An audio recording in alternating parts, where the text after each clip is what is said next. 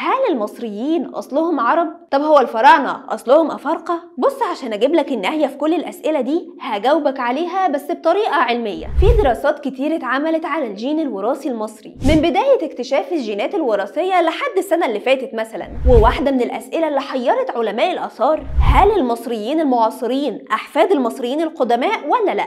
وهنا كانت أهم وأشمل دراسة فيهم كلهم دراسة أو مشروع الجينولوجيا التابع لشركة ناشونال جيوغرافيك العلمية تحت رعاية دكتور سبنسر ويلز. قام فيها الفريق بفحص مليون عينة بشرية من سنة 2005 لحد 2017. الدراسة دي بالإضافة لدراسات سابقة لدكاترة تانية خرجوا بإيه بقى؟ إن المصريين وبناء على دراسة 90 من المومياوات وآلاف من المصريين المعاصرين عرق منفصل بذاته قايم على طفرة جينية اللي هي طفرة الرعامسة، وأول ما حصلت في مصر كانت من 24,000 سنة، يعني ولا أفريقي ولا أسيوي ولا أوروبي. وإن المصريين الحقيقيين أيا كان دينهم أو قريتهم أو مدينتهم هم أحفاد مباشرين المصريين القدماء بنسبة تتراوح من 70 ل 90%. والجين المصري القديم والحديث تحت مجموعة اسمها هابلوجروب، ده الأساسي الأفريقي الأسيوي، بس خرجوا منها بفرع لوحده خاص بمصر اسمه EV68.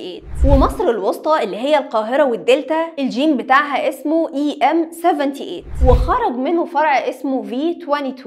أما مصر العليا اللي هي الصعيد فالجين بتاعها اسمه EM78 بس الفرع بتاعهم اسمه V12.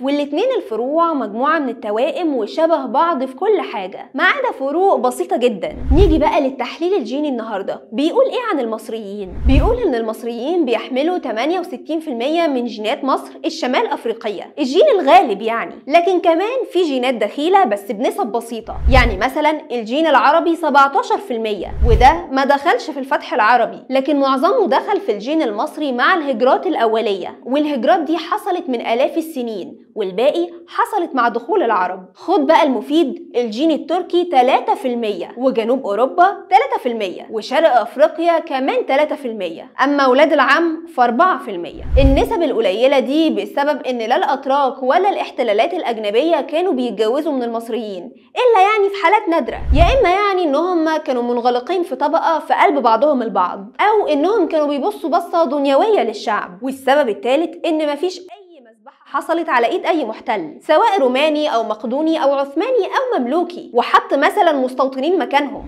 اما بقى ال4% بتوع ولاد العم فاغلبهم جايين من السبي البابلي وهجرتهم من الاندلس وتزاوجوا وانصهروا مع المصريين. وبالنسبه لل3% بتاعت شرق افريقيا دي دخلت ازاي بقى؟ دخلت عن طريق اسواق النخاسه في العصور الوسطى وتجاره العبيد وملكات اليمين وخلافه، خصوصا في فتره المماليك، ودي نسبه متغيرتش من العوامل الوراثيه المصريه ابدا. وبعيدا بقى عن العلم شوية، فوصف وأشكال المصريين واحدة من رسومات المعابد والتماثيل وصولا للمؤرخين اللي وصفوا المصريين في كتبهم زي هيرودوت والمؤرخين الرومان. نفس الشعب ما بيتغيرش لا شكله ولا تفاصيله ولا لونه. وأغلب اللي بيقولك أصل ستي تركية فيا هو بيحور يا سته اللي بتحور، يا إما من ورثة عمر مستحفظان وفاطمة خاتون وعلي جربجي، ودول سابوا أملاكهم لخدمهم وحشيتهم فاتحسبوا على الناس يعني كأنهم أتراك، او في احتمال صغير قوي ان هم فعلا بينحدروا من تركيا. واغلب اللي بيقولك جيش لويس وبنات المنصوره ففي دراسات اثبتت ان المصريين القدماء كان في بينهم اللي شعره اصفر وعينيه زرقاء، ورمسيس الثاني نفسه كان شعره احمر. ومصر وايرلندا